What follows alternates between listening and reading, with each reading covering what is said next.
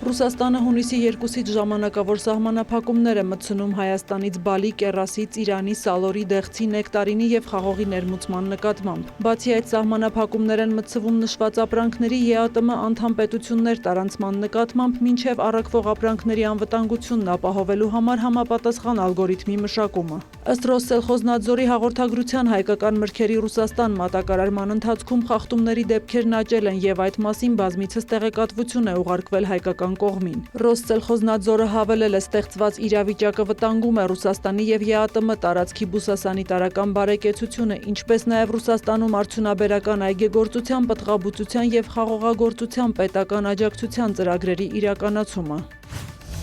ԱՄՆ նախագահ Դոնալդ Թրամփը հայտարարել է, որ Իրանի հետ հրադադարի ռեժիմը երկարաձգելու և Հորմուզի նեղուցը վերաբացելու շուրջ համաձայնագիր կարող է կնքվել հաջորդ շաբաթվա ընթացքում։ Նրա խոսքով բանակցությունները հեշտ չեն ոչ Իրանի համար, ոչ էլ ԱՄՆ-ի, սակայն Վաշինգտոնը ստանում է այն, ինչ անհրաժեշտ է։ Թրամփը հավելել է, որ դեռ կա ևս մի քանի կետ, որոնց նա պետք է հասնի համաձայնագիրը ստորագրելու համար։ Սպիտակ տան ղեկավարը նաև հայտնել է, որ զրուցել է Իսրայելի վարչապետ Բենյամին Նեթանյահուի հետ, որից հետո Բեյրութ շարժվող իսրայելական զորքերը հետ են շրջվել։ Նա հավելել է, որ բարձրաստիճան ներկայացուցիչների միջոցով շատ լավ զրույց է ունեցել նաև լիբանանյան Հզբոլլահ շարժման հետ, և նրանք նույնպես համաձայնել են դադարեցնել կրակոցները։ Թրամփը հույս է հայտնել, որ Իսրայելի և Հզբոլլահի միջև հրադադարը երկար կշարունակվի։ Նեթանյահուն իր հերթին հայտարարել է, որ իսրայելական ուժերը կշարունակեն գործել Լիբանանի հարավում, ինչպես պլանավորված էր։ Լիբանանում իսրայելական գործողությունների պատճառով Իրանը հայտարարել էր ԱՄՆ-ի հետ բանակցությունները դադարեցնելու մասին։ Իրանի խորհրդարանի խոսնակ Մոհամմադ Բաղեր Ղալիբաֆն իր հերթին նշել է, որ Լիբանանում իսրայելական ագրեսիայի շարունակման դեպքում Իրանը ոչ միայն կդադարեցնի բանակցային գործընթացը, այլև կդիմադրի թշնամուն։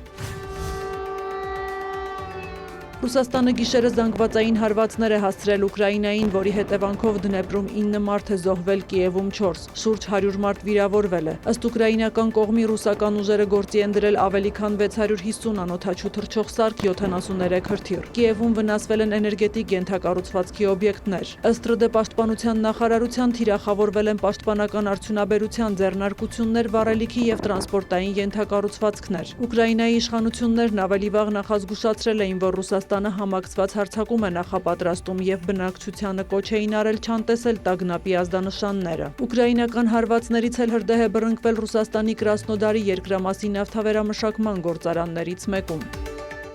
Սյուզաննա Չրաղյան, լուրեր։